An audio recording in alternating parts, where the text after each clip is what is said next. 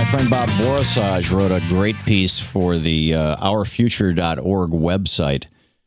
And the title was The Big Apple Goes with the Home Team. But he has a lot of really interesting information in here. He talks about how Sanders won young voters, Clinton won seniors. Sanders won white men. Clinton did better among white women. Sanders was unable to break into Clinton's hold on African-American voters. Latinos went 64-36 for Clinton. This is all in New York yesterday.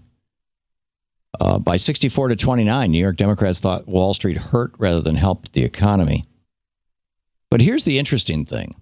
7 in 10 Democrats, this is from the exit polling from New York yesterday, 70% of Democrats believe that the primary battles between Hillary Clinton and Bernie Sanders have energized rather than divided the party. I agree with that. I think that if Hillary Clinton had not had a strong primary challenger in Bernie Sanders, she would have gotten no publicity. And all the Republicans would be beating on her constantly on television. All the Republican debates, well, you know, they still have been beating on her, but it would be, you know, even far worse. Republicans, on the other hand, are freaked out. By 57-39%, they believe that their primary battles are destroying their own party. So... and then Borisage writes, the Clinton complaints will escalate as they try to build pressure on Sanders to get out of the race. But the real question isn't whether Bernie Sanders is Ralph Nader. This is the latest. This was yesterday's talking point from the Clinton campaign was, you know, is Bernie Sanders going to be Ralph Nader and cost the Democrats the White House? First of all, Ralph Nader did not cost the Democrats the White House. It was Jeb Bush and Catherine Harris and the 5 justices on the U.S. Supreme Court who cost Al Gore the White House, number one. And number two is Al Gore's unwillingness to have Bill Clinton campaign for him. In fact, his anti-embrace of Bill Clinton, based on kind of a very moralistic position when Bill Clinton was at over 60% in the popularity in the polls, that ended up with Al Gore being within a couple hundred votes of George W. Bush. It turns out when they counted the entire ballot in Florida, they found that Al Gore actually had more votes than George W. Bush, no matter how you counted it.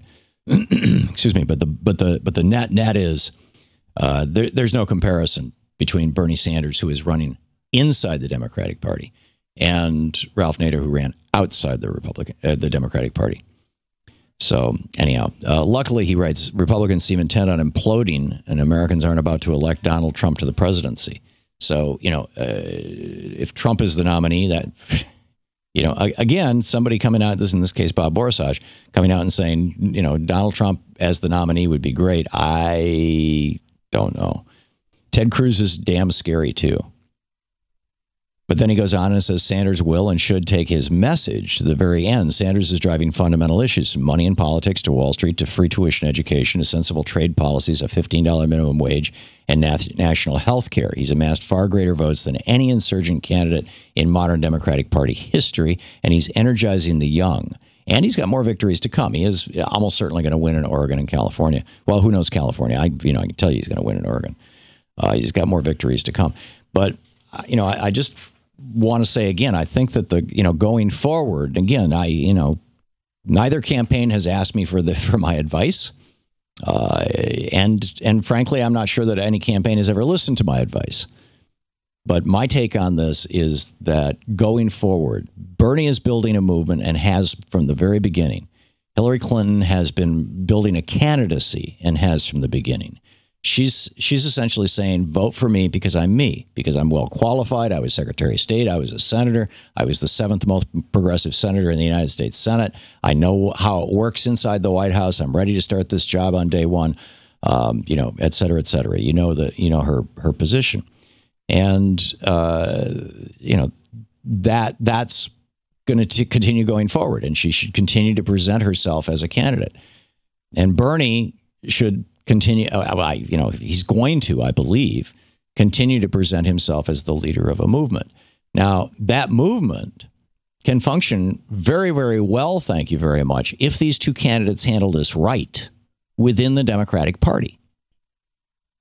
And Bernie can use his ongoing candidacy as a lever, as a tool to create thousands of more Bernies. Every time Bernie does a rally and 10,000 people show up, at least 1,000 of them, in my humble opinion, and this is just from my experience back in the 60s going to SDS rallies and things, what I saw is that, you go to a rally and you get all pumped up and you hear a really inspiring speech and you learn a bunch of facts that you didn't know before, and about 10% of the crowd ends up becoming activists. And out of that 10% of the crowd who become activists, you might have 1 or 2% who have the leadership skills to actually become successful politicians. So Sanders, in leading a movement, is setting up the next generation of real positive transformation, which I think this is a positive thing. And here is an opportunity now for Hillary Clinton to repudiate the third way, to repudiate the DNC and say, okay, I get it. The country has changed. People have figured out that Reaganism is a scam, and that the DLC third way's pale imitations of Reaganism was a scam, or let's be more friendly, a failed experiment.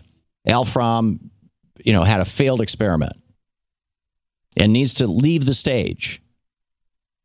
And the Clinton campaign, she needs to basically start stealing Bernie's lines.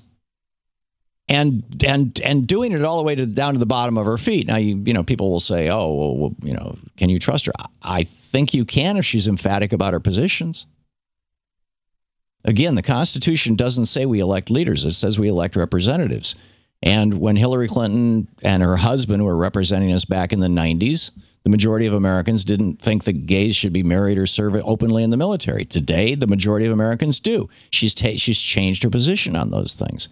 That's what you're supposed to do if you're a politician. Now, Bernie's been ahead of all of this forever. What has happened is that the nation has caught up with him after 70 years or 60 years or whatever. But that doesn't mean that Hillary Clinton can't catch up with the nation. And in fact, I think she's moving in that direction, and she needs to continue to move in that direction to win the general election, because the fact that Bernie wins in open primary states proves that the independents are totally down with his message. They totally love his message. She needs to steal it.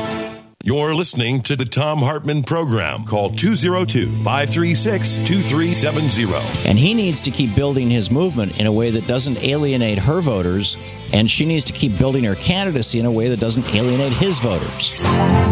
To watch more clips from our programs, hit the Watch More Videos button over here.